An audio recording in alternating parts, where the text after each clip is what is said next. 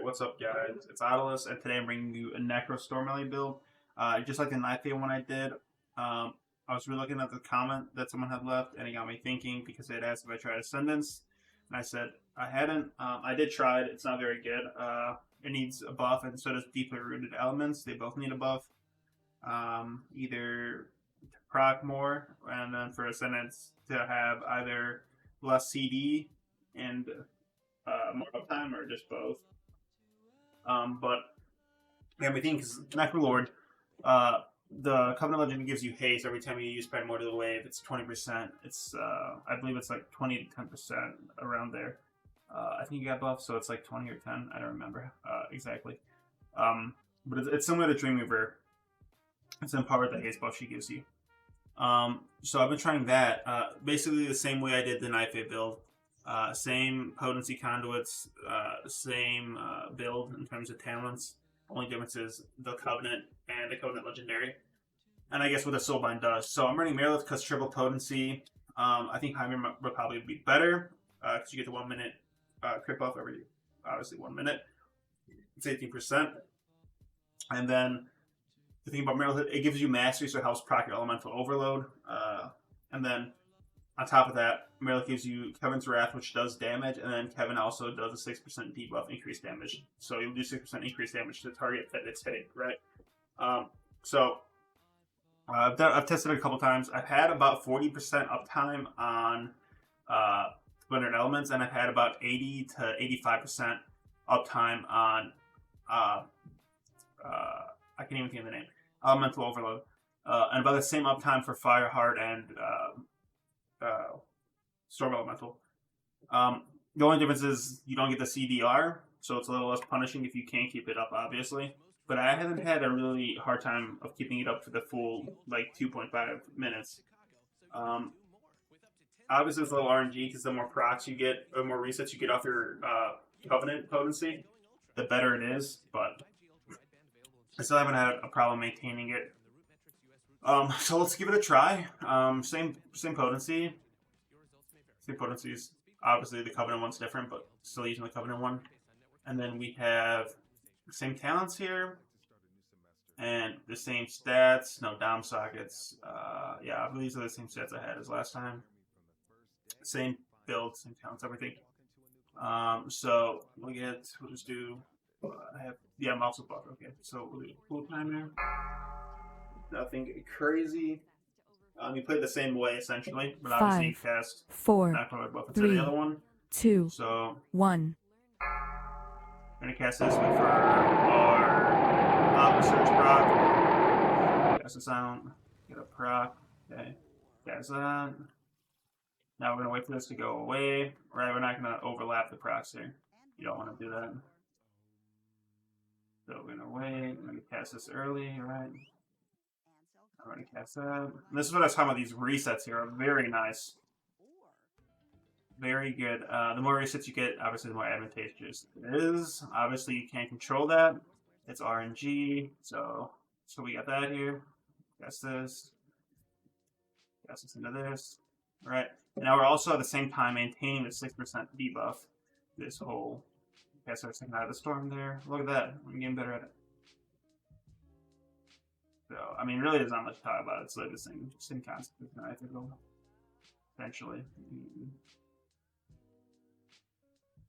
I'm not getting all the procs off I want.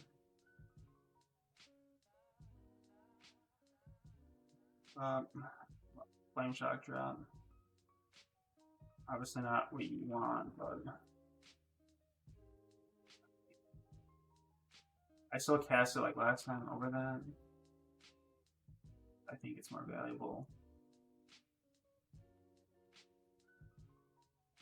You get a preset proc there. We're ready for that to cast again. Before we get there, we go.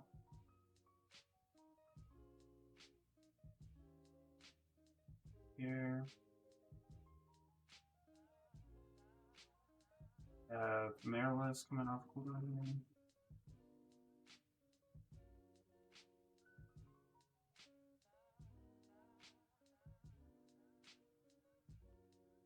You can't hear my keyboard. I'm like literally hitting like 2 seconds.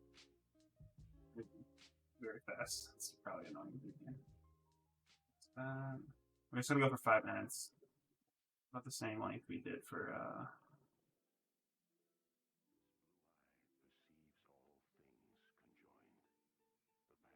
we'll just cast it, fuck it.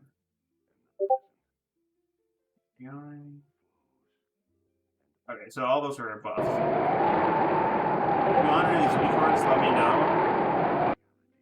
That was kind of bad. If you'd like any of them, just let me know. I can always post them.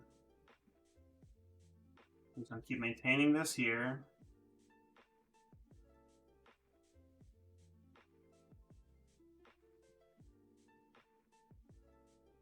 We're trying to keep the uptime, replace potential elements as much as we can. Where do we get a buff from? Oh, we got Conqueror's Banner, so it's a little biased. Not biased, a little skewed. That might have not been a good one to cast. Got like 3 ticks of that, 9 and 5.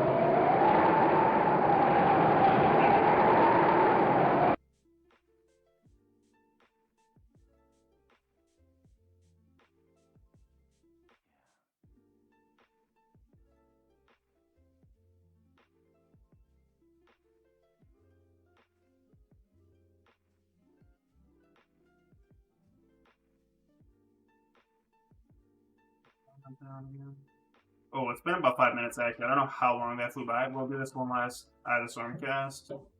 Right here. Actually, we'll just wait till this fucking Flame Shock falls off. Okay, so it's a little bit longer, but you can see we're holding like really solid dam.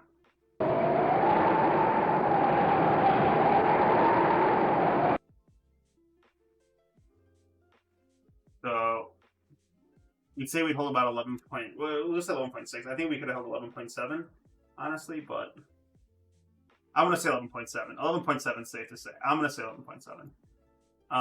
But we'll go ahead and look at the damage overall. Lava Burst was top, but it's kind of weird. You know, but it's top.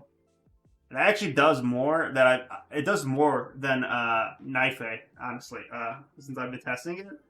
Knife does 11. I think the highest I've gotten is like 11.5. I've gotten 12k doing this like for 5 minutes. As you like, we're at 11.7. Like 12k is very feasible. Maybe 12.1 too, because I fucked up some of the procs there. But yeah, I mean, dude, it's kind of great. Like 12.k. I don't know what the spike was there in terms of like DPS.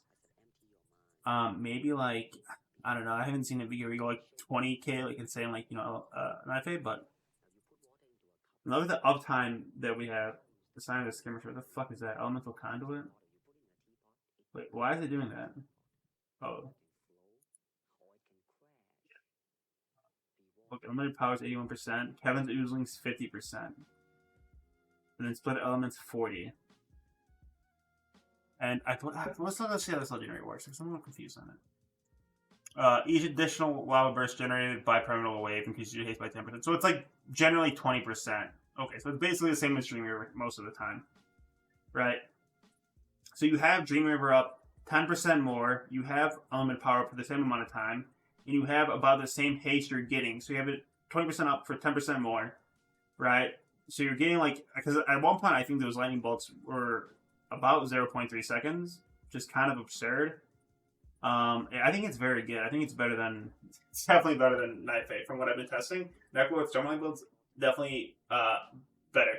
The thing is, you don't get the CDR, so like, and since you don't get those lava bursts off that you want, you can't sit there and cast.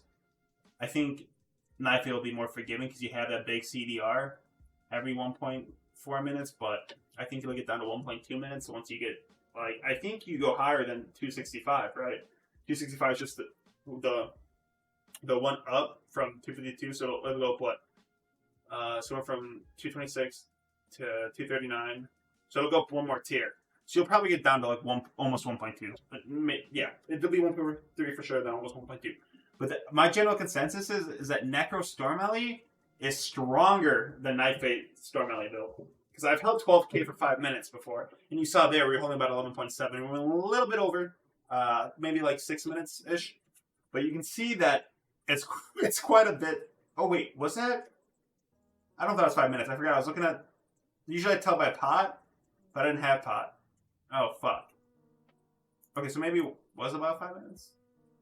Because I cast it normally at 2.